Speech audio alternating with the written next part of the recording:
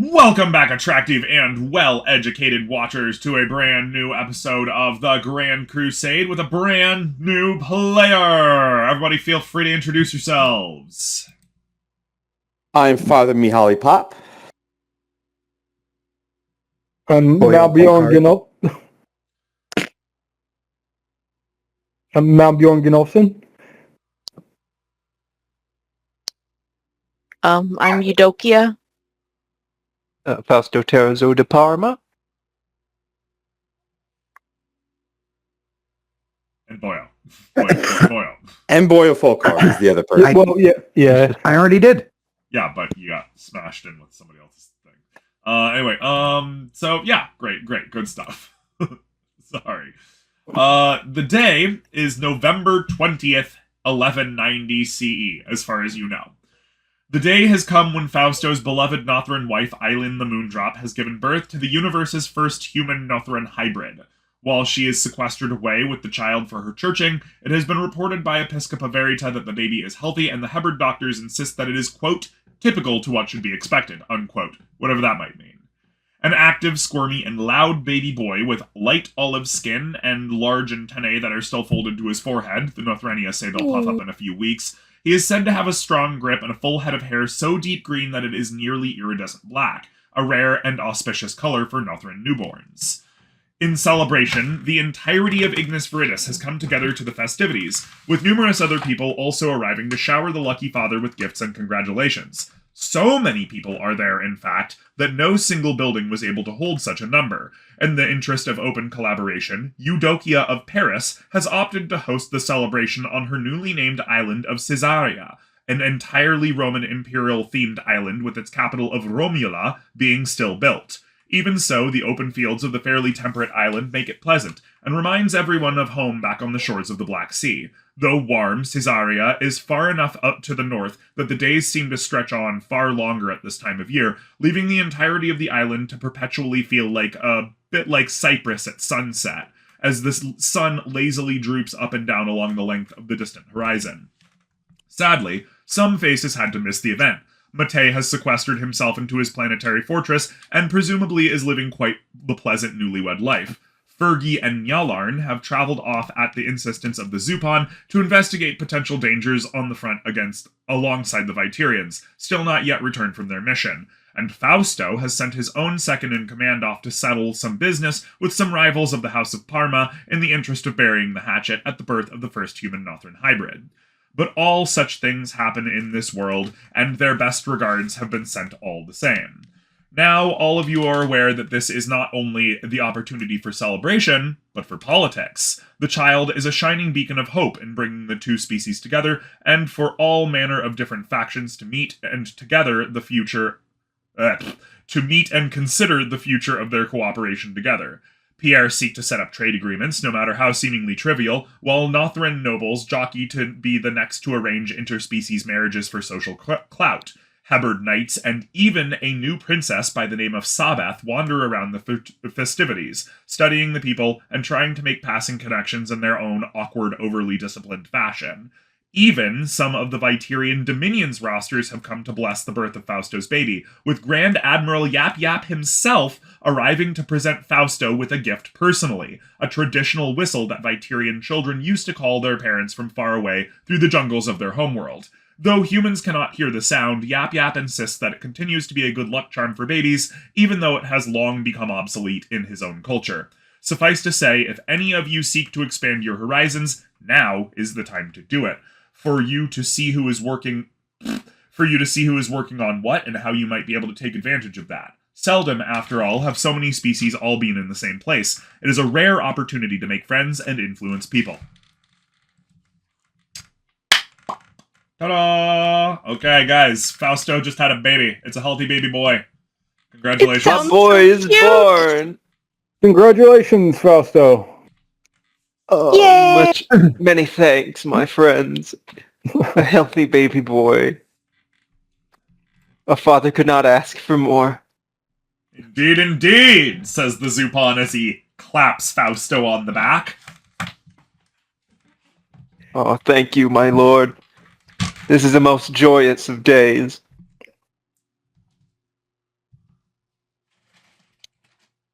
Don't everybody make small talk at once now. Yeah. Well, Cheers, this is toast like to my baby. this is like has been notoriously the hardest part for our group since day one. We're not good with large political events. Yeah. Well, I was thinking of giving a gift of something to do with like beeswax and rose water bombs from the mother. Excellent. Oh, why, thank you. This is a most generous gift. Beeswax and rosewater bombs. Yeah. Have you thought of a it'll name for your help child? with the chafed nipples. We Holy shit, have thought of... that's so fucking real for the medieval era. Like, here, give this to your wife, it will help with her chafed nipples. Like, oh my god, that's so fucking real. That's like an actually excellent gift for the medieval era. You're welcome. It's good have for thought nowadays, of a too. name for our boy as well. Given that this is a most joyous occasion, the first child born of a union between a Nothra and a human, I feel it fitting that we should name it Jupiter. Oh. What a lovely name. Like the god of old. Indeed, Yeah. indeed, but as we know, there is Strong but name. one god now. As he says that, a few Nothrenia women wander by in fake Legionnaire outfits and hand drinks out to everybody. With extra short skirts. Yeah. Extra short Yes. I'm going to give Fausto. Fausto. What type of? I'm going to give Fausto a just a semi-ornamental knife. It's for the child as his first weapon when he comes of age. Proper standy grind. Yeah. Oh, thank you. I shall make sure to give it to him when he comes of age indeed. Fausto, This is a fine it's your blade. responsibility to keep track of these items in your own inventory for the record. I know, I'm already putting that one in. Great. A knife from Malmbjorn for my son Jupiter. Now, what would an Orthodox Christian priest give to the father of a newly born? Because I have no idea. Maybe some incense. Sure. It helps with the smell. Yeah. Yes. A collection of images of the saints. Ooh. Yeah. I'm thinking I'm thinking maybe some incense. I walk up to Fausto. In my hand is a lovely smelling incense. Here, Fausto. A gift for thank you. And many congratulations to you and your wife. Is it a blend of myrrh and frankincense? On But of course. On a platter of gold? But of course. I don't get the reference. Well, Fausto should. Yes. You see, we're... I know myrrh and frankincense was used like as gifts in the Bible, but I don't get the gold platter. The three gifts given Three to wise Jesus by men, the three yes. wise men Yeah. were frankincense, myrrh, and gold. Oh, okay, that's where the gold platter comes in. We lose someone in the game? Someone left? No, I think we're all here. Boyo's not there. There he is. I'm here. Yeah, But yes, it's a symbolic gesture.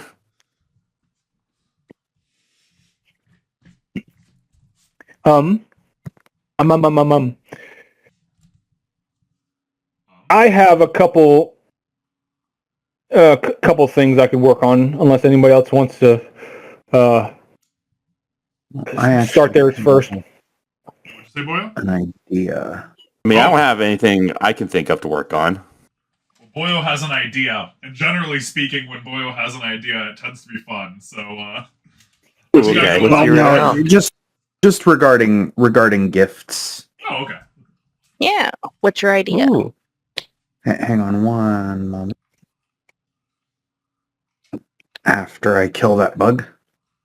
That's fair. Die, bug, die. One moment.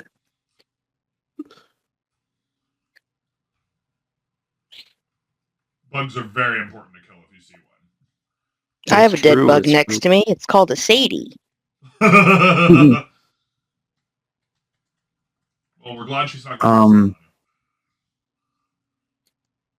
I fear if I stop petting her, she'll bark loudly, she as she does. So yeah, what you think about Boyle?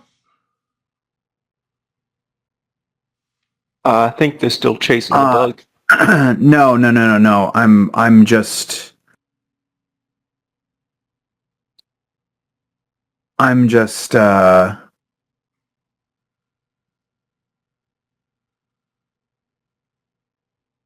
I'm just doing a little research. Okay. Oh, Silk diapers are a bit much, though. What? Silk diapers are a bit much, though.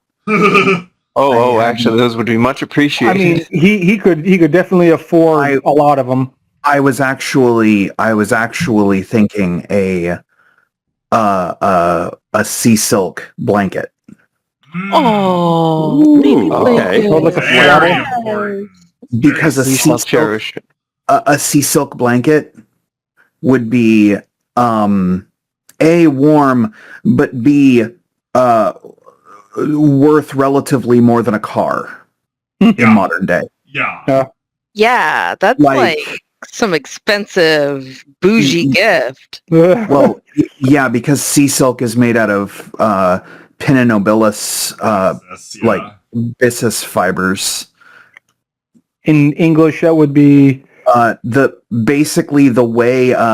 way a specific pin clam attaches to the seafloor. You know how mussels at the beach and clams at the beach have those strings that cling them to the rocks and stuff? no. I thought they had a muscly foot. Well, they have that's how they that's move. on the inside. That's different. Yeah, that's how they move. Yeah, but how When they they're hold not themselves attached. is they attach these little strings to the rock and it holds them there, and that's called the byssus. Well, the Pinna nobilis, special type of clam, the boyo grows. Its byssus, its thread thingies grow extra long, and they can be woven together to make silk fiber, which is extra soft and extremely expensive. Well, it's specifically extremely light and extremely warm. Yeah. And extremely expensive. And extremely expensive. Like worth its weight in gold. Yes, that's that stuff. Yeah. I never saw those, though. Yeah, I didn't know that. Yeah, I just looked at strings on mussels, and that's what came up. So on the Pinna nobilis, they look like this. Is extremely long. Yep, and soft and cool looking. It looks like fur, and you can weave. I think it looks like hair. Yeah, it looks like hair. It looks like hair. And you can weave it together into a cloth that even today is considerably more valuable than silk. Yeah. Oh wow. Like considerably more valuable. Yeah. Well, thank you. This is a most kind gift. Today. My boy shall cherish it for ages. Perhaps even into his young adulthood. Oh yeah. I'm assuming it's a fairly small blanket because it is for a baby. No, I'd probably make it a normal sized blanket that can just be used. In that case, he shall cherish it always. Nice. A swaddle today, a blanket tomorrow. Mm-hmm.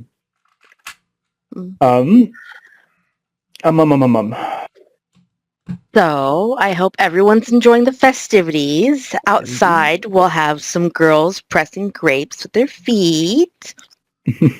Yes, in my fine vineyard here. Over there, we're going to have some olive oil wrestling. Oh. Nice!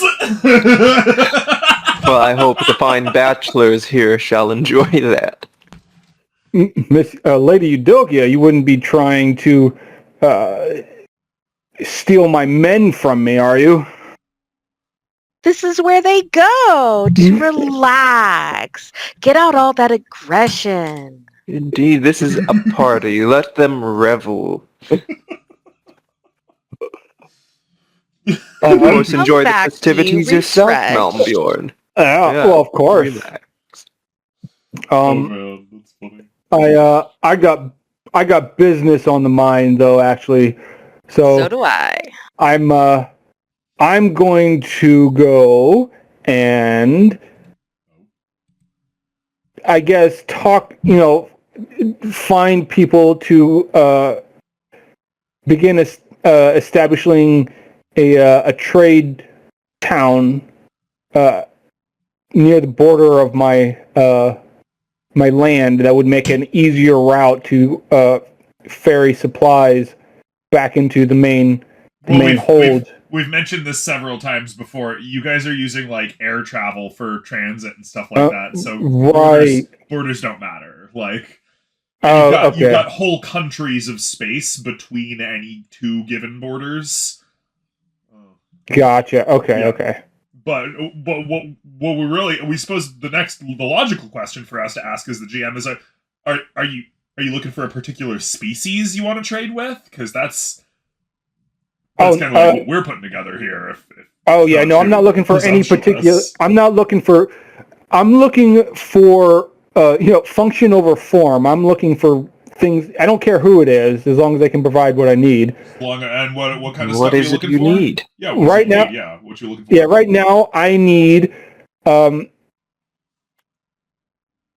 stonemasons and artisans to begin constructing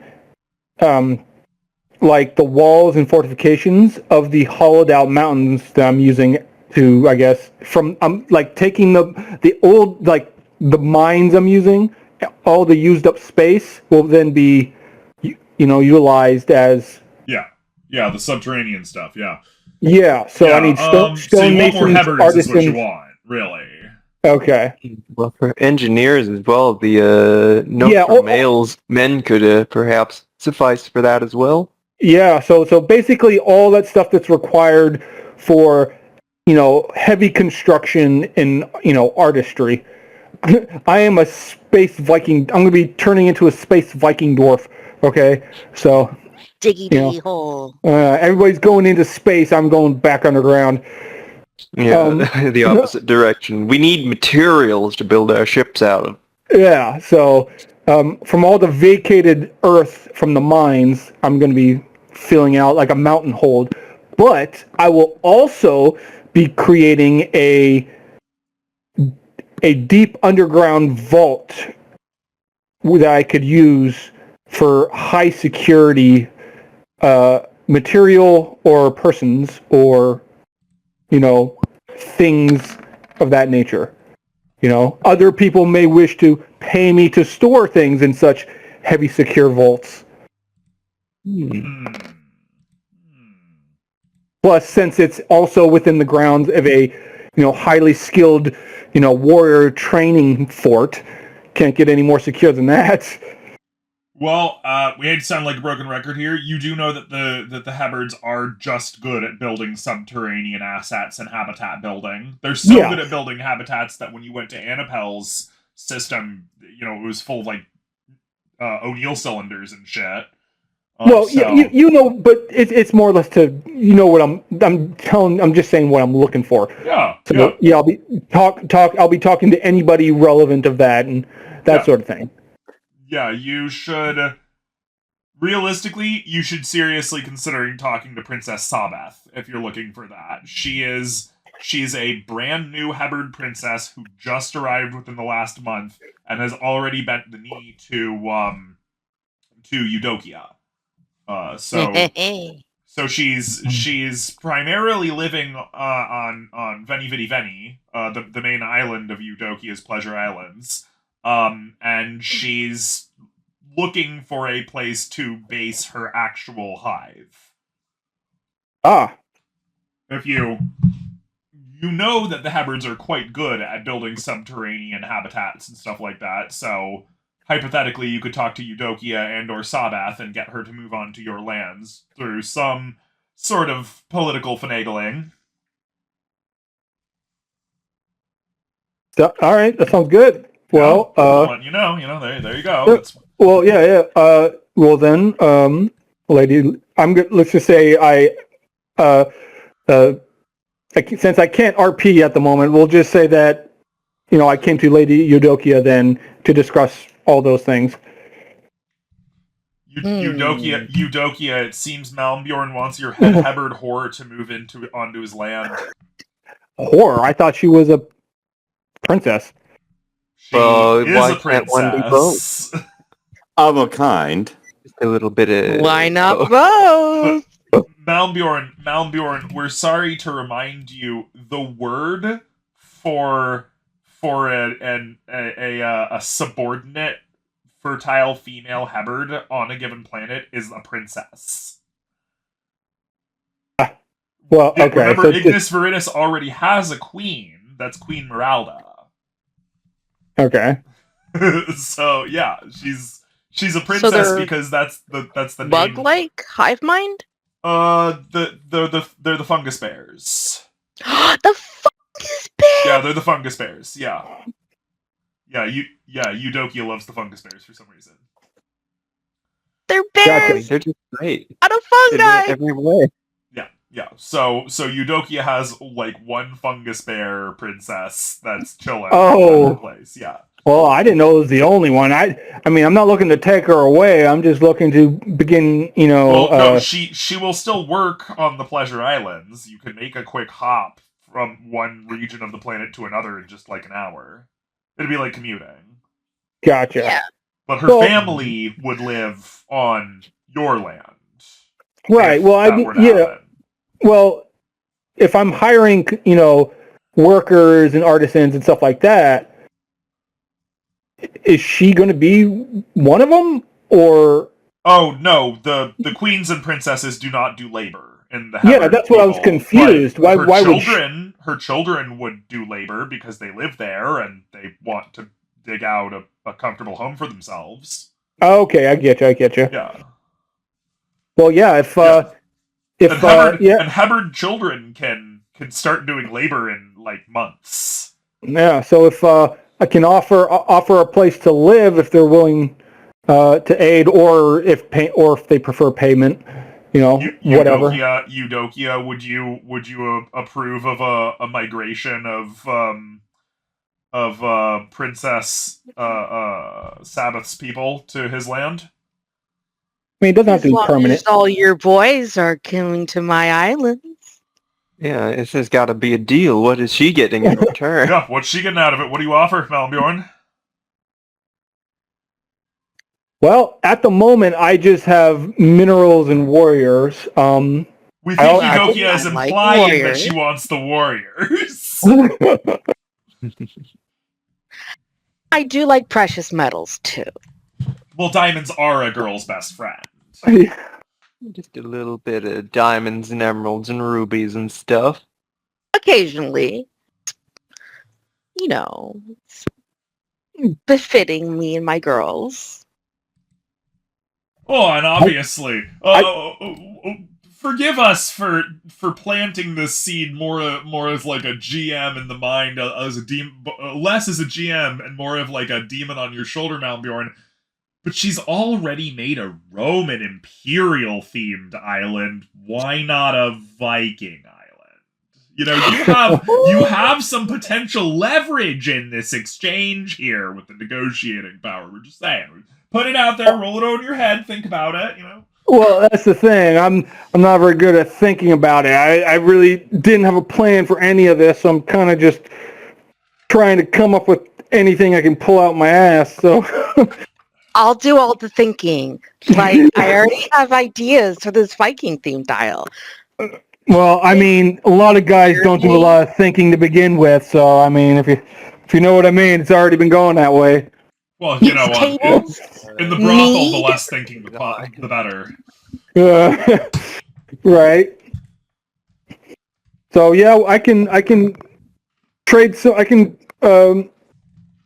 trade some men, and I can station some men there, and I can rotate them out every so often. Well, I mainly want them as customers. Oh, Yeah, that's what you mean. Then, I mean, yeah, of course. Think about it this way, Eudokia. This is actually extremely logistically reasonable for you. It's literally like putting a military base right next to the red light district. Ooh, That sounds great.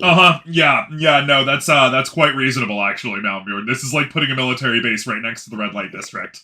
Yeah, no, it definitely helps us both. We get The girls are never gonna run out of clientele. and protection, because I will rip their dicks off if they cause trouble. Well, I need those. The nature of these brothel towns is really more that the men are all too eager to defend the women. For various purely selfish reasons, we assure you. Yeah. Like, we could do where they have to, like, rescue a princess or something, little thing. And it's just, like, play fighting and whatnot. Watch out, guys. Like, She's coming up with ideas. Fantasy. Yeah. So, I can establish an outpost or, or some sort of something over there and have some men stationed there, for both, duty and non-duty reasons. So. 2 seconds. We're gonna go. Plus, I could use it as a reward for my other men when I rotate them out. The guys who you're pleased with get to go to the Pleasure Islands for their rest and relaxation time. Yeah. Where? Glad you joined the Varangian Guard. Where do you see yourself in 5 years? Well, hopefully in Veni Vidi Veni. Everybody signs that one as their first choice. What's your next choice? More than just the arms. Right. Yeah. So. By the way, this is an open. I guess this is an open invitation to the main group here as well. If anybody wants, a military presence such as the Zupan said, we can come up with other trade agreements, as well. So I can provide the opportunity. Yeah. Well, my Nothra are certainly capable, or Nothrenia are certainly capable constructors and very skilled in the art of constructing siege, or siege hardy. Sorry about that. What's the term? Siege hardy constructs, given that their homeworld was under siege for so long. Right. Could work out a bit of a swap of men, perhaps. Yeah. Well, I think a joint training might also come in handy. Learn from each other. Indeed. This sounds very fruitful. The battle nuns that under Verita's reign have also been doing joint training with the Varangians, haven't they? Asks the Zupan. I thought that was coming from you, not the actual play. No, sorry. That's why we said ask the Zupan. Yes, of course. We've been training ever since for a while now.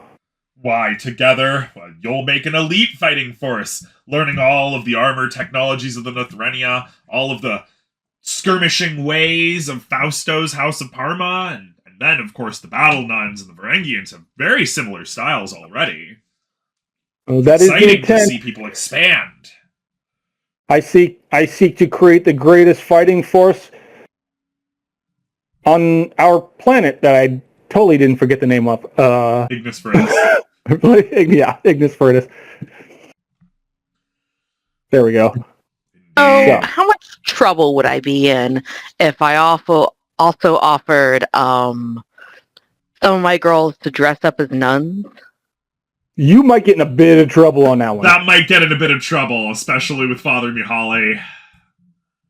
Yeah, I would have... Impersonation is one thing, but impersonating a holy figure is pretty blasphemous. Also, that's special behind the doors. Yeah. Also, at this point, generally speaking, with exception, prostitutes are expected to only wear certain types of clothing that identifies them as sex workers. You never know what someone wants to request. Oh, sure, behind closed doors. Absolutely, behind closed doors, of course, but definitely not out in public. Just don't let the father see you doing that, unless, of course, he is the customer. Naturally. So, oh, Fausto, did you just want to partake in joint training, or did you actually want like a station of men? I don't think you need my men since you have like your fighters, but and an army and all yeah, that. I don't think you actually need my men. But if you want joint training, that's fine too. But joint training, I'm planning to have happen specifically at my fort to help with secrecy. You know. I understand. I believe the joint training would be beneficial to us in broadening our horizons of combat tactics. Alrighty, maybe then. Oh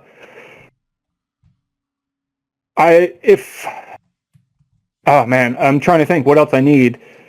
Um. Oh, Fausto, what's your exports?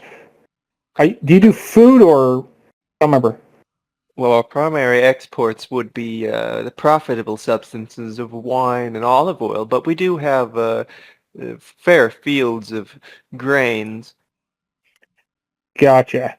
Because I definitely don't want too much wine. During training. Fausto's big thing is the special farming region in the Valley of Parma, which is a 100 square mile tech level 10 vineyard region. And his whole and other than that, he is doing Nothrenia style companion farming and mixed species pastoralism. Could you explain what that last one is? He's having alien livestock and human livestock mingle around together in the fields and stuff like that, and live with each other and all that good stuff. Cool. Yep. Oh, gotcha. Yeah. So his big thing is mostly agriculture. His okay. is mostly agrarian. Yeah. Okay. That is perfect because my land is not suitable for farming. So if you would like joint training, I would be willing to open it up to some if you don't mind some food exports. Yes, perhaps this is reasonable. Got a lot of men to feed. Yep. A lot of men to feed. Indeed. And we have quite the surplus. The companion farming and mixed species pastoralism has been very fruitful. I suppose we could do that. And perhaps I might want some other payment as well in return for these crops. It is hard to judge how much training is worth. Oh, of course. I'm not insinuating the training. The food's going to be for the cost of training, merely just to establish more imports. I understand. This seems reasonable to me. So I have questions for you, Fausto. Indeed, shoot away. I figured like I would have tiny vineyard on my island and a tiny thing for olive stuff because it's mainly for the whole Roman thing. But I'm going to need actual amounts of wine and possibly if someone could make whiskey. That's Fergie. That's Fergie. Yeah, whiskey, you want Fergie. Well, I'll need Fergie for the whiskey. And I know my bees could make mead for the Viking. Brandy does not exist yet, for the record. Damn. Mead, of course. We will happily trade for that. So, what would you want in return for wine? And I guess I need delicious meats to be served to all these men. Very important. I would be open to trade agreements in return for payments. After all, you are quite the wealthy entrepreneuress, aren't you? Yes, I am. In that case, it shall be a standard affair. All right. Just for money, then. And of course, a friendship, of course. Oh yes, friendship is wonderful. Sorry to butt in. I'm assuming blacksmiths and stuff like that were also included with Princess Sabbath, or do I need to be actually seeing someone else for that? Sabbath is just by herself. Well, I mean the workers that she's sending for. No, you misunderstand. Sabbath, Princess Sabbath, is a party of one. She's not like Princess Meralda, who came with several dozen knights or whatever. Princess Sabbath went to a different world, got chased off of it by the Beskarics, and then came here by herself as a refugee. Oh, then how is she? Then how am I going to get workers with just her? Because she's going to have children. Ah, gotcha. Hebards can have 4 pregnancies a year, and their children can start working, like in the mines, after only a couple months. Children crave the mines. Yeah. Okay. Hebard children actually do yearn for the mines. I mean, if they're fungal organisms, they are a dark and damp. They are a fungus. They follow very different, comfort rules and settings than we do. Of course, yeah. Just as Boyle said, yeah. Gotcha. I wonder what they taste like. Not good. I'll say that in front of them. Woody. Oh. A nice shiitake. They are established to actually not even have like conventional genitals or anything. They have like a whole entire different reproductive system than animal-based life forms. So and I'm wondering how the breeding's going. She uses knights that come rolling in onto the planet but decide not to stay. Oh, her knights from her breed. Yeah. Knights are the male. Knights are the male version of the Hebard. They're called knights. So they're drones, basically. Yeah, like drone bees. They stay a little while, they leave. It has been a long time since we explained this, so if anybody's forgotten, it's totally reasonable. So what happens is a Hebard is born as an infertile female. And then at some point, if she gains the proper attention of her mother or one of the fertile females, that fertile female will impart her with basically a transformation that will turn her into a fertile male called a knight. And then that knight will leave the colony and go out to other planetary colonies of other Hebards, and then they will exchange genetic material with the princesses and queens of those other colonies, and eventually they will reach a... once they do that with enough fertile females, they will exchange enough genetic information back that they will go through another transformation, which will turn them into a fertile female, or a princess. Gotcha. Yeah, so they have 2 sexes, but they're all born females, and then eventually a certain percentage of them become males, and then a certain percentage of those eventually become fertile females. Yeah. So gotcha. Kind of like ants and stuff, but also not. So speaking of, I just realized under my subjects, I already have a bunch of Hebards. Yep. And I'm already assuming they're working, part of that. Most of the Hebards you have are either knights or infertile females. Yeah. Gotcha. Well, I mean, I assume that wasn't really what I was getting at. Okay. I was more along the lines of actually, I have that many, but I don't actually know, what their skill sets are. So I don't know how we go and determine that. Largely mixed. Knights live for hundreds and hundreds of years, so they spend their times, itinerant, going around doing random shit. So they pick up a lot of various different skills. Gotcha. So yeah, I would guess from Eudokia then, since I already have laborers and stuff like that, and some with me, I'm looking for more high skilled. I would say high skilled workers for artisans and building constructions, stuff like that. I don't know if that makes a difference. We really wish Sixtus was actually playing right now because that's his field. Yeah. I don't know if any of that makes a difference. Yeah, we don't think craftsmanship is Eudokia's thing.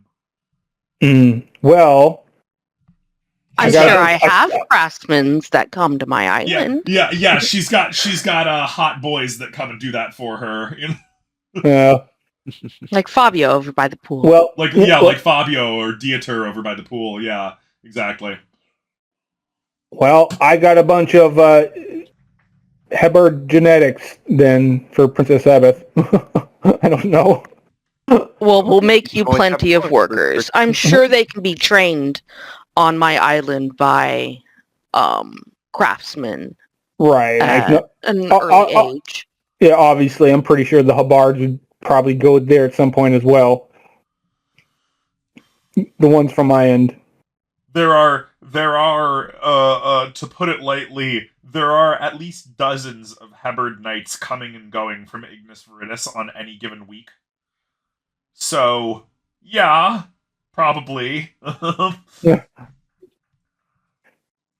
Ignis Veritas is a very popular location because it is not only a human planet but a Hebard planet as well. So, Gotcha. I don't know if that's going to mess with our deal. Anybody have any suggestions? no, it'll probably Again, be good. I can It'll probably be have some of them trained as blacksmiths and whatnot. It is With important to remember, by those it that is come to important to mind. remember, Malmbjorn, that you're not like getting isolated rights to this kind of stuff or anything. You're just kind of arranging an agreement of goodwill and commerce between two parties. You can't control the rest. You can't control the rest of the universe. You know. No. I know that. I wasn't implying that. Okay. I'm just still not certain how the whole system works. So Talk to each other in the background via DMs when we're not in session, and work out the details between yourselves. that Sure. sounds good. That sounds good. Backroom dealings are how the Middle Ages ran. Indeed. Alrighty. Sounds good. I don't have anything else then. Well, we were going to move on to Mihaly and Boyo. They've been pretty quiet here, and this seems like a time as any for them to seek their own personal agendas. Of course. Yeah. And you and Fausto have gotten quite a lot of stuff out of the way. So maybe step aside if you don't mind, and we can see what Mihaly and Boyo are looking for in this celebratory event. Well- Hype me. Celebratory event? Yeah, we're all here at a big festival to celebrate the birth of Fausto's son. Oh, I missed that it was a festival. Sorry. Yeah, and of course, in being a big festival, it is a center point time for everybody to seek out their own political agendas and be a little selfish. Yeah. So one of the things that's been happening with me in the background is, of course, I have many of my own people plus some Hebards working on basically making a big botanical garden of some kind, and we're germinating a whole lot of mana seeds, but I'm thinking we could germinate more than just mana seeds. Certainly. Wine from mana seeds. Whatever. Well, Yeah. that'll have to. He knows that it'll take a year just to germinate the seeds, and it'll take a year to sprout the seeds, and who knows how long until they bear fruit. Just that the Hebards are working on getting them going. This is actually kind of a mega project that Father Mihaly's going on, as opposed to a bunch of little small projects like everybody else. Yeah, and besides, I would like to have a more diverse garden than just mana anyway. Right, Mana. plus the botanical gardens and stuff, yeah. Yes. So I'm wondering who would have some other seeds or whatnot that they'd be willing to trade with me. Well, I suppose agriculture is a big thing for me. I may have some seeds for you, Father. And what sort of seeds might you have? Well, we are engaging in the cross-planting as well as husbandry, but I suppose you're less interested in husbandry, the animals and such. Not particularly. Well, we have the companion farming with some alien crops, which have not been named yet. Which It's have not just- been named yet. Sorry, that's our bad. We've got Which have alien not been species named number yet. 1. It's Hint, hint. doing very well. Yes, that's our bad. We'll get to that. Sorry.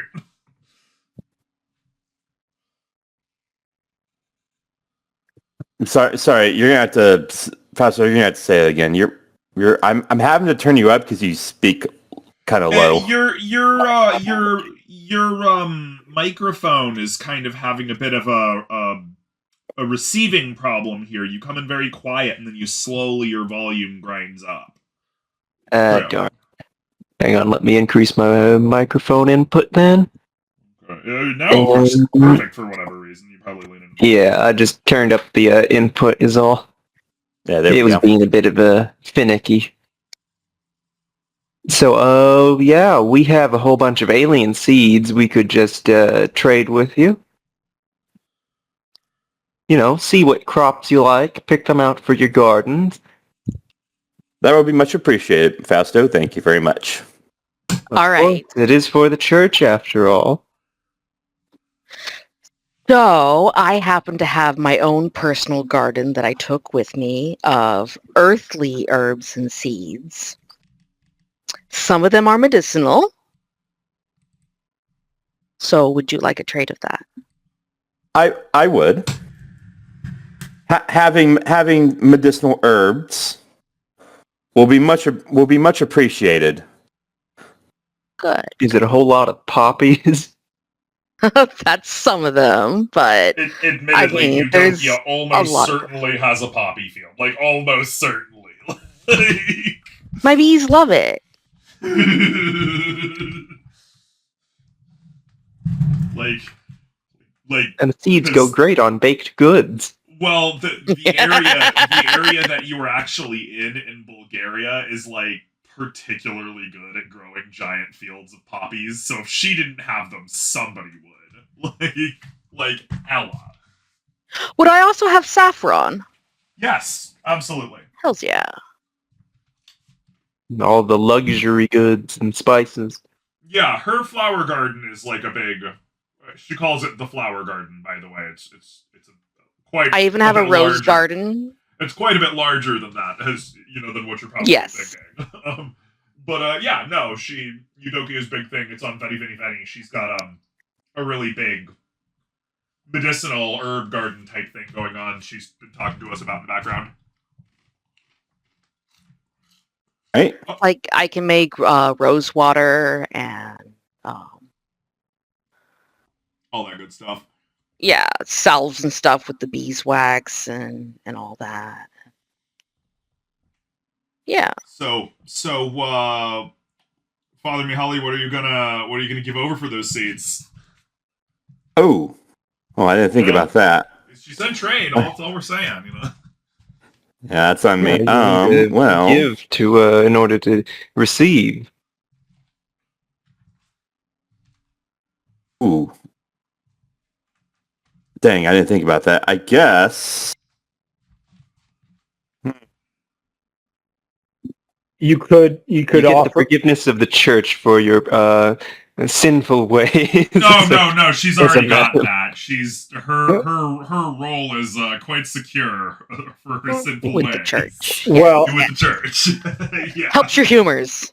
well, if you don't Father, if you don't mind. Well, okay, I'm out of character.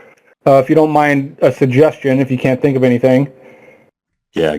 Go ahead, dude. I was going to say you could offer, some of the mana plants once they come to fruition, so more like an investment. That is something. Or you go along the lines of a little more corruption and offer indulgences. They pay off. Pay off the sins of her workers. Well, you know what indulgences are, right? They will be already. Again, her workers are totally good with the church. They're church paid prostitutes. But Bless this pussy. Yeah, but indulgences are we don't know if you know, but an indulgence is very different. An indulgence isn't like, I forgive you for your sin of lust, now go back in and lay on your back and open your legs for the next night. An indulgence is like, I forgive you for all the sins that you've got and you have a one-way trip to heaven. like you just committed murder. And Yeah. and all you gotta do is the whole life of sin. You've been forgiven for all. Indulgence. Yeah, indulgences are big. We don't even think the age of the indulgence is here yet. One moment. We're going to check this out really quick, because that's, ooh. Yeah. Well, if Not indulgences... saying that Father Mihaly would ever do such a thing, but that is a powerful tool. Yeah, well, if indulgences are a thing at this point, then that's something I could potentially offer. If not, a long-term investment with the mana seeds. So what are the mana? Some of them, offer some of those up once they are fully grown. So mana... sorry, go on. Sorry to interrupt. I wouldn't really be talking out loud about indulgences either. That's kind of like an under-the-table thing, and FYI. You might inspire a guy named Martin Luther or something. Yeah, very hush-hush. Question, what the heck is this mana stuff? So mana is an alien plant that they found in a 1 billion year old laboratory from a super advanced alien species that is supposed to be able to feed a living being very quickly on just the fruit alone, and it tastes like whatever you want it to taste like at the moment. Oh, it's like the biblical manna. It's alumnus bread. Thus, it has been named mana after the biblical narrative. Yes, absolutely. Okay, so it doesn't give you magic. Nope. But it would be considered magic to the people of the medieval era. Okay. Wow. Sadly, like where I'm going with my themes and stuff, it's all about indulgence. Very powerful. It tastes like whatever you want it to taste like. True, but I would have to trust it up to look like different delicious things and stuff. And they'd be like, oh, it's mana again. Where's all the grapes and the pigs and the roast beast? How very French of you. Yeah. Too much work to dress up. Where is the sauce with this food? It is just the fruit. Mon Dieu. Yes. I need more cheese. The cheese has to stink. Quite badly. Stinkiest of cheeses. They do, in fact, call it the feet of God.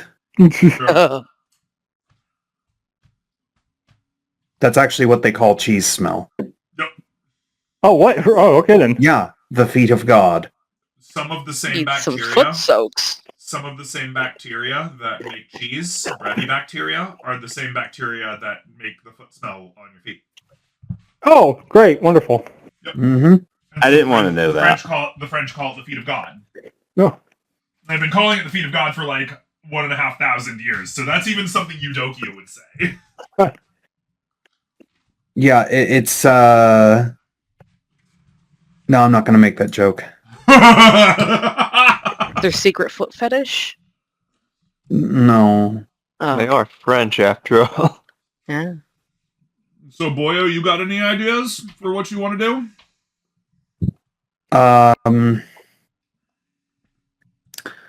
Hold on one moment. No problemo. Him back here calculating and being the Percy Derolo to our party. Well, I was thinking, like, so you produce really nice silk and stuff. That would be great for bed sheets. No, not really, actually.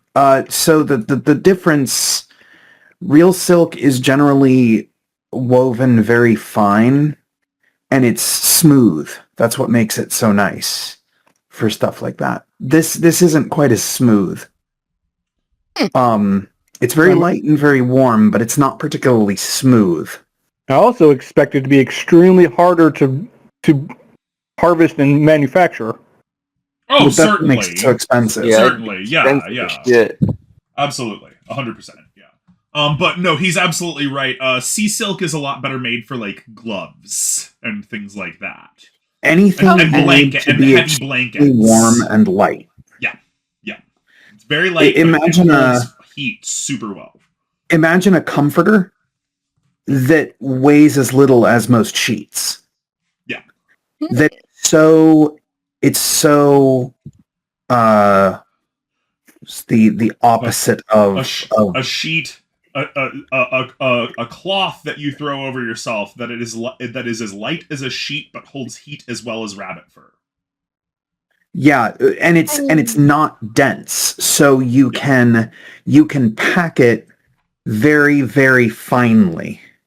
Like you can one of the classic examples is a pair of gloves that you can fit inside a walnut shell. Yep. It's actually the biggest. It's actually the biggest fuck you to the people of the northern climates that these things only grow in the warm waters of the Mediterranean. You know, because they aren't really needed down there. They're needed up north. Just go fuck you to all of the Norse people. Well, we can handle the cold, but No, sea silk is absolutely one of the reasons that the Viking people got so attracted to being guardians of the Roman emperors and stuff. No, yeah, I was joking, but yeah. They love that shit. But yeah. So although Eudokia, you might be barking up the right tree on some effects, there's certainly good reason for silk. And Eudokia might actually be able to afford it. Who knows? We might find some giant spiders in the future at some point and get silk that way. True. Or some other little bug that, like a silkworm. Something. Who knows? It's a big universe. Yeah. So If only someone from the east had joined her.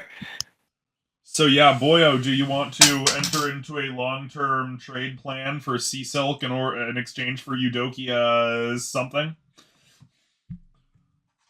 Also, Father Mihaly, we guess Eudokia is not interested in mana? Probably. Well, we are still wondering if indulgences were a thing at this point They in were history. not a thing yet. They were not a thing. Oh, it would be dang. an original idea by Mihaly at the time. Well, you can always come up with it. Pay away your sins today, only $5.99. Yeah, so now at this point, Father, you actually have to think on how your character reacts, because this is very corruptible. You're basically forgiving the sin, letting people pay you to forgive their most egregious sins that would, damn them to hell. It's also important to remember that Mihaly is not the top member of the clergy, so yeah, so he would have to talk to the Metropolitan Blood Feast about anything.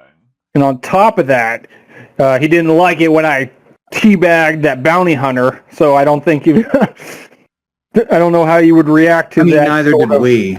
It was very tasteless. We're just saying that, very tasteless. Yeah. It was great, and I do not regret it.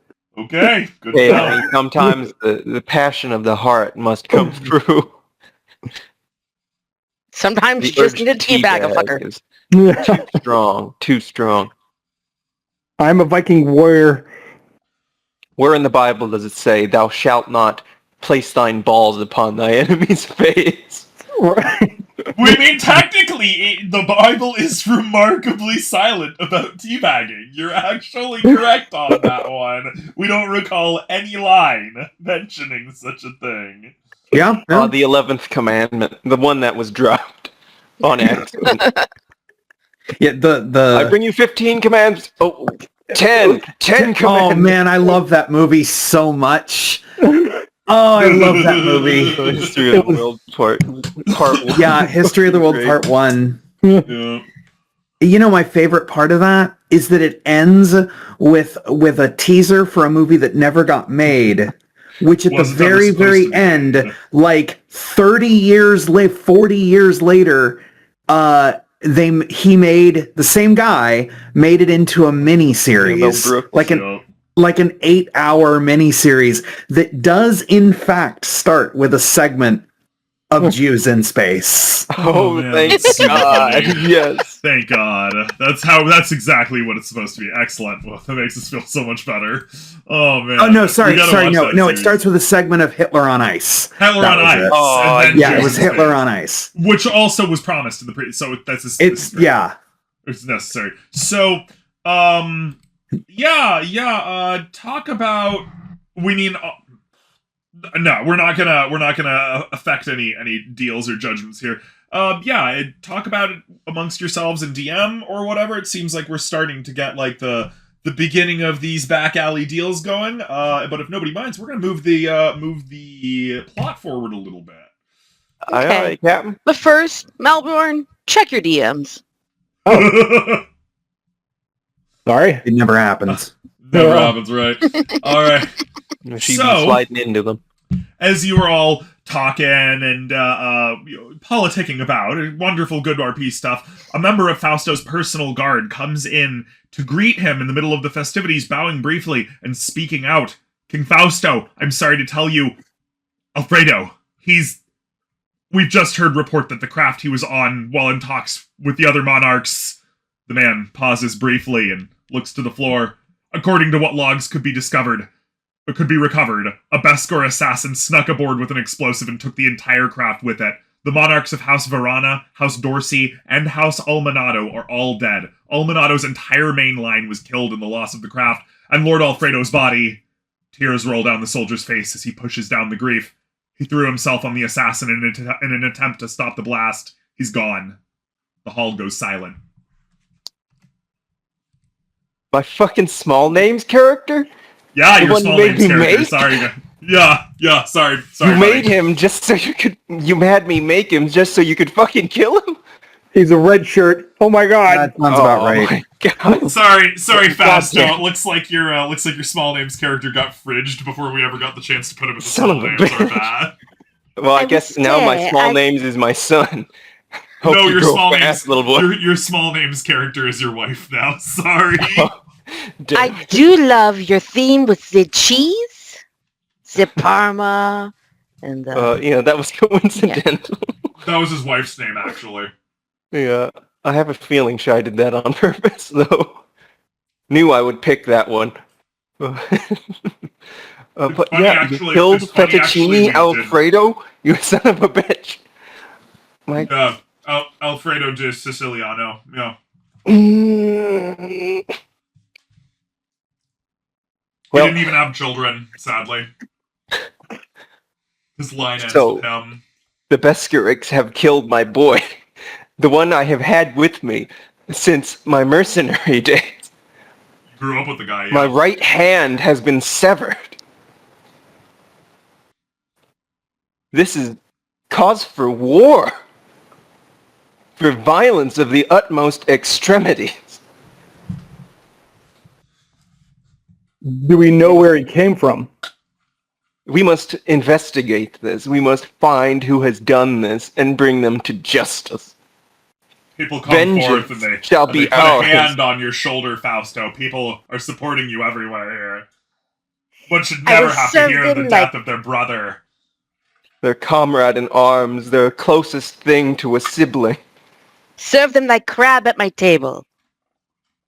Indeed, we shall have them fermented in the barrels of Malmbjorn and served before us. We will feast in savory vengeance upon them. I shall get my Savory Vengeance. That's Yeah. a new one. We like that one. Boy, what do you think about that one? Feast in savory vengeance upon thine enemies? I shall prepare my finest Yeah. seasoning barrels. Or fermenting I barrels. like that. Thank you, my good friend Malmbjorn. We will watch as their planet burns. A nice, delicious, well, I suppose a barbecue wouldn't be a thing, but a nice, delicious roast of shrimp, of prawn, of insects to us. Well, I think a great side of pea soup would be amazing as well. Don't you agree, Father? I don't think anybody... Does anybody here remember the pea soup incident? Yes. Gives me gas. Oh, Eudokia, the Beskarics die if given peas. Like, horribly, Like, bad. painfully Like- violent. Like, it's... Like they suffer extremely traumatic acute cellular what did we call it? Cellular rupturing. Like, Oh, they just frickin' know. Agent Orange shit. Yeah, they just start bleeding all over the place out of all of their orifices and everything, and then they die really fast when they eat peas. Painfully and fast. Yeah. With Yeah. alien technology, can we make pea mace? Unfortunately, I think I asked... Faces. I asked about how to weaponize it earlier. I think it actually has to be ingested. It They has have to be eat ingested, yeah. Oh man, we can't So just you can't eat- aerosolize that shit and Yeah, you can't like drop it in an atmosphere. you can't coat it in your weapons in or anything. They have to eat it. It's a poison. Taint all of their water with pea soup. Turn their oceans to pea soup. They will not have a drink of water without ingesting the pea. Peas, not pea as in urine. Some of my clients like Maybe that. we should give that a try next. My God.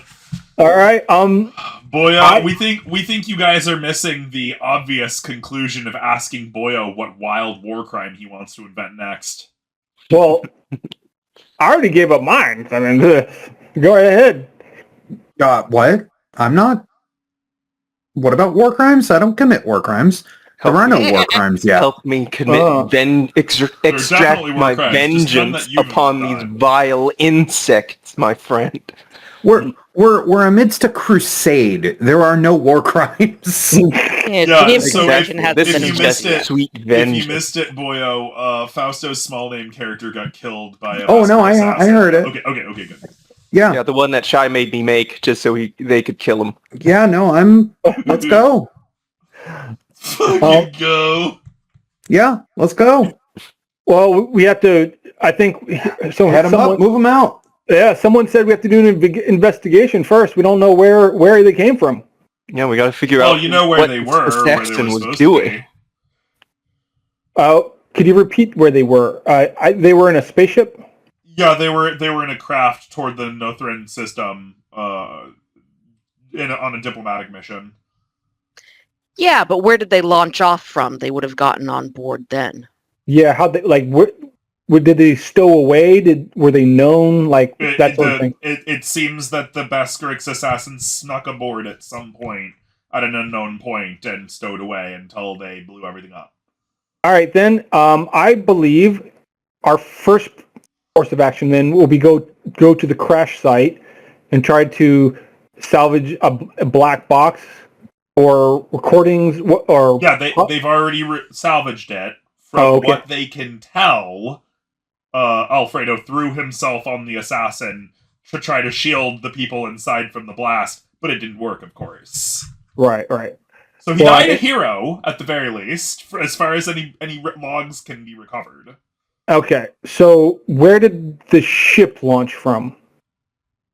Well, the original ship that they were on, the craft came from the Nothran homeworld, but it was moving. It was moving away from that at that point. Indeed, we must know why this assassin chose my diplomat and this mission in particular. Well, what was their goal? Well, my original question was like, did they board the ship from the planet or somewhere in between? Did they make a second stop? Impossible to say.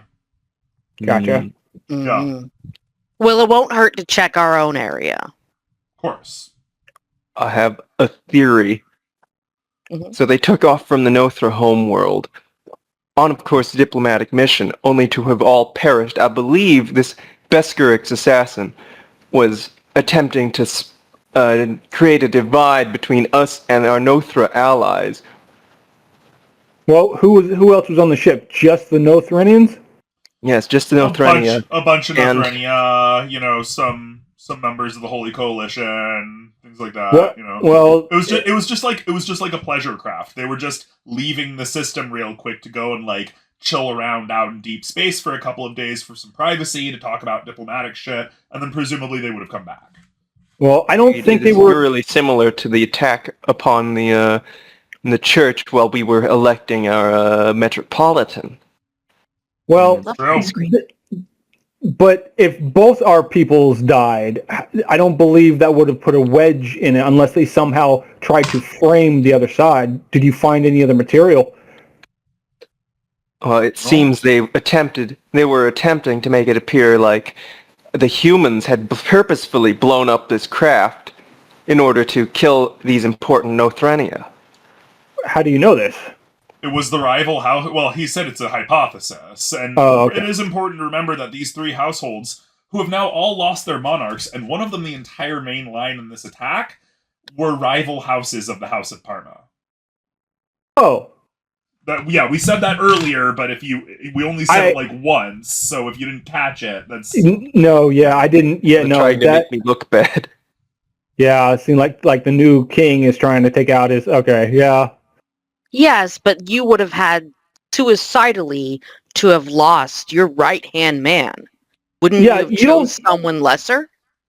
And do the people normally do that once they won?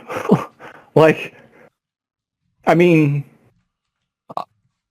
It seems there's very little for me to gain from their deaths.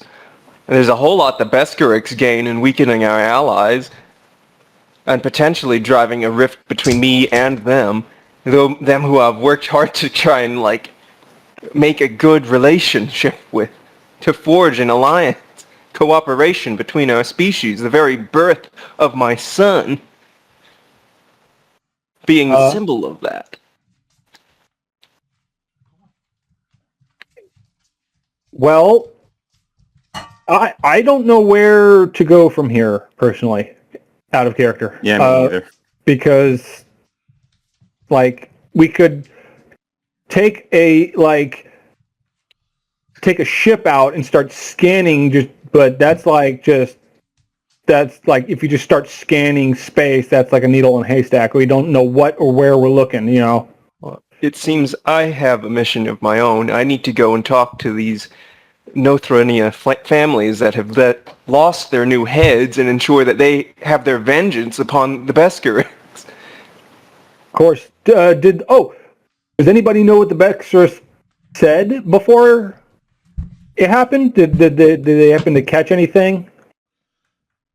one moment. What was let our people go. Let my people go. Oh, It is the same as what happened when we elected the Metropolitan. It is. It is. Yeah. That's true. Yeah. Same line. Are we how enslaving any of them? many? Huh? Wait, Are we enslaving any Beskariks? we haven't. Yes, them yet. there are hundreds of thousands of Beskariks currently being held captive and forced to work for the Crusaders because they were enemies. But also, that's specifically a religious reference when Father Mihaly tried to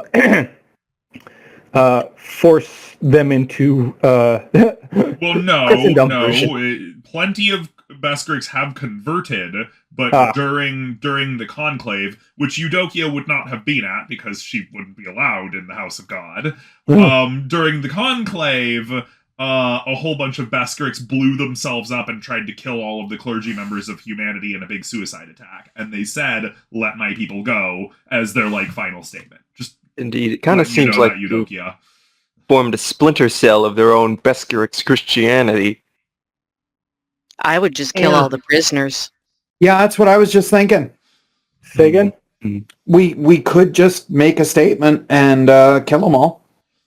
But we Serve also them need to peace ensure that the Nothrenia have their satisfaction in their It's vengeance also- as well. It's also evidently obvious that this "Let My People Go" faction or whatever is not just the prisoners, because no prisoners would have gotten to that ship.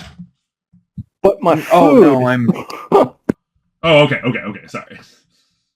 No, it's just a sort of you kill our people, we kill yours. Of course, I don't think the Beskariks, being the way they are, would really care too much about the prisoners, them being a very selfish people.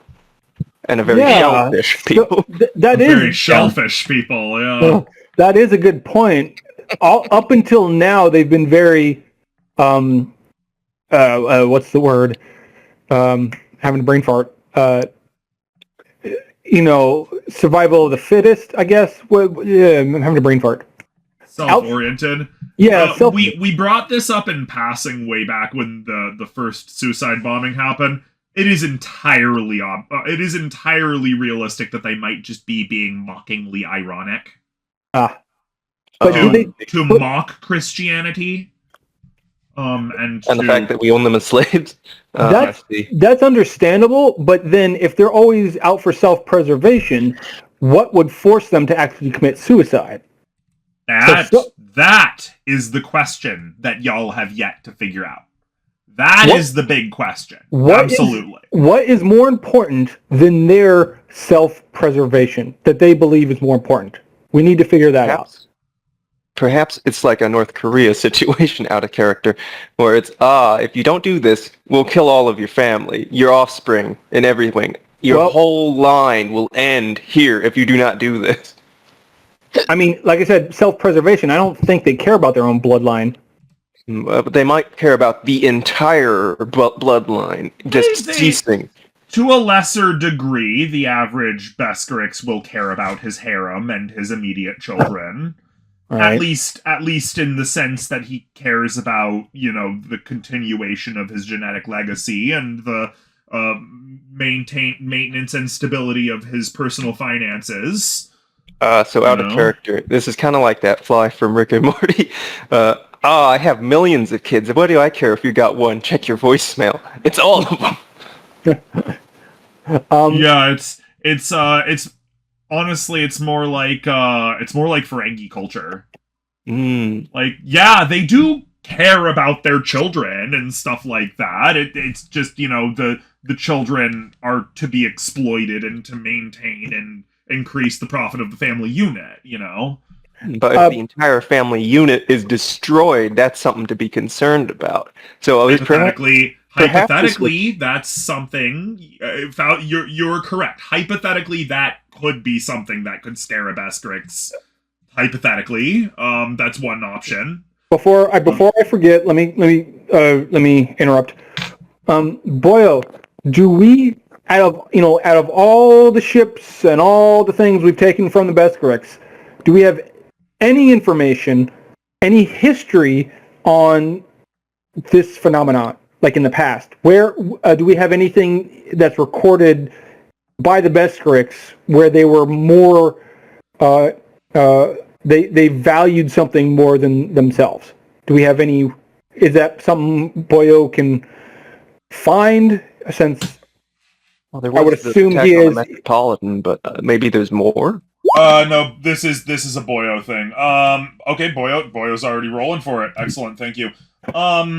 So that's the best I can think of to do. Yep, no, that's great. Boyo, you have gotten the opportunity to question like the Black Admirals, the ones that don't have names and stuff, who said that they would give it up, and allegedly there are splinters of Beskor society that are breaking off into different factions and ideologies all the time.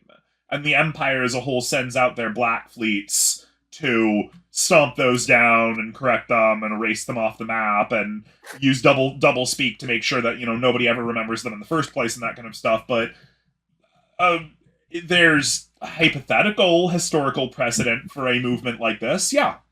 Hypothetically. I have a possibly Boyo-approved operation we can do.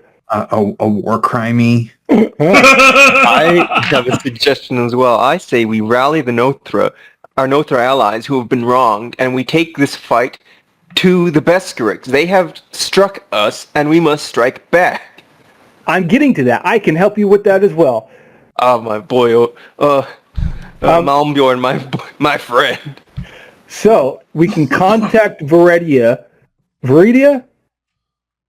I can't remember her name. Verita? Verita. There we go. And take some of the prisoners on a small ship and launch it near the area where they attacked, with a message on repeat, seeking help from other Beskariks, and see if anything shows up. And if something does and takes the ship to that location, we can follow it from another ship further away. But the Beskariks ship will also be loaded with the explosives.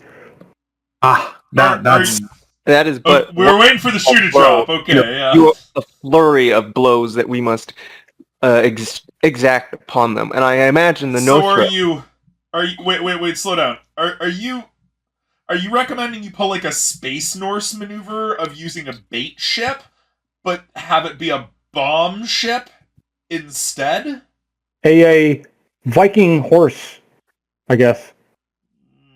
Like a Trojan horse, but a Viking horse. Only Yeah. in this case, instead of being full of soldiers, it's full of explosives. This neat compound. No, it's full of explosives and prisoners. Viridia can get rid of some of her less desirables that she's not using. Oh my god, I am very tough. I think we should follow up with perhaps an invasion. Remember, it's like space. Space is very. I understand. Very dark. Very odd. She is very ta. Yeah, exactly. I get the name. I just can't name at the moment. We had to make that joke. Sorry. So we'll need a ship that has good sensors so we can stay far enough away to not be detected, but also keep track of the ship. So we probably won't be able. I don't know if the hybrid ship we got earlier has better sensors, or if another ship would be suitable. It also has to be fast enough to keep up with it. Agreed. True. I think this is a good initial first step. And we'll obviously stick them on a more disposable ship and let them we'll say they're free, I guess. And then just don't check the cargo bay. And don't tell them. The Zupon leans in. No, you wouldn't want to put the explosives in the cargo bay. You could line it inside of the hull material and the maintenance hatches instead. Keeps it cursory. Yes, my emperor. Yes, of course. Every once in a while, the Zupon just rolls on in with something absolutely fucking crazy, and then he just kind of steps back. He's the emperor for a reason, boy. Guys, the guy's the head for a reason. So that's my idea. I do think it's a good first step, but after we find this planet, I think the Nothrenia are also rearing for revenge because they've been under siege for so long from the Beskariks, and now they've been attacked again. So let's go get them, and along with our forces, fucking invade this planet, take it over, completely wipe out the goddamn Beskariks, feast upon them. Well, that has to be step 2. We can't bring a whole army with us because they might detect it. Agreed. It'll be step 2 after we find the planet, but we must arrange this with the Nothrenia. Ask them if they will come along with us for their revenge as our friends, as our companions in battle. Yes, use it as a way to more solidify your position. Indeed. Communication is key. So, all right. Well, things at this point are beginning to settle down. It looks like you guys are starting to really get into the plot for your vengeance. We love to see it. As things finally begin to settle down, people offering their condolences while also trying to recover the earlier mood. You notice a sudden eruption of violence exploding in a nearby outcropping, sending many running in terror. As you recover and stand yourself up, you find the blasted rocky jut now home to an embedded metal capsule that glows with light now forming into a coherent image. Standing up, you see the image turn to you, the unmistakable face of Doggo the Scourge, leveling on you, staring you down as it speaks. "Man Bjorn Gunnolf's son, he calls out wrathfully. You have resisted my duty to take hold of you. You have besmirched my honor. You have stolen my woman. And you have lain your blasted manhood on my face, you bastard! He screams that last part in the most irate of fashions. Now we shall settle this like men, you and me, before all of the old gods and the universe itself, he swears. Now you shall take off your armor, and I shall take off my own, and we shall fight in the snow as our ancestors did. And if you do not accept, he lifts the familiar form of Fergie, battered and beaten, bruised and bloodied to the camera, showing off a broken arm pointing the wrong direction as the Irishman grins as wryly as he can, with a half of a jaw of teeth broken out, bleeding from every hole in his face, at least a little. Don't give him anything, me boys! The man gasps out, hoarsely laughing through the pain. I got to on the ropes, I do. Give me a day and I'll be back, celebrating the birth of that wee baby, I will. It's all going according to plan it is, me gentlemen. Don't you worry about Fern! His voice gets cut off as Dago throws him casually to the side, leaning closer so that his face takes up the entirety of the image. I do not have to tell you what I will do if you do not come, Manbjorn. Nor do I have to tell you that this Neurish scum is not the only one of your companions who came on this journey. As he has fought me much harder than the talkative one, you can only assume how I have made him look. If you ever want to see them alive again, you and your paltry band of weaklings need only meet me at the following coordinates. And with that, the recording ends. So can we SEAL Team 6 this bastard already? Well, the session's over. Talk amongst yourselves about that. That's supposed to be our cliffhanger. By the way, who's the talkative one? Can you... Fergie. Fergie's the talkative one. What was the first part? I missed something because I was reading, and... a big messenger capsule slammed down into a rocky jutting outcropping nearby, and the messenger capsule showed a hologram of Dago the Scourge calling out Malmbjorn Gunnulfsson for teabagging him, and then waving Fergie, battered and bloodied near death, in front of the camera, and then he implied that he beat Njallarn up even worse. Oh! Okay, it was Njallarn. Because remember, at the very beginning in the block text, we said that Fergie and Njallarn, at the behest of the Zupan, had gone out to investigate a potential danger at the borders. Ah. Well. Yup. Okay. So that's your small name character is now in danger as well. Fuck. So I might not be able we need to act swiftly and immediately because we have many big things to attend to. We need to, like I said, SEAL Team 6 is fucker already. We need to SEAL Team 6 this shit. We can't get him like Maduro. We just show up in his bedroom.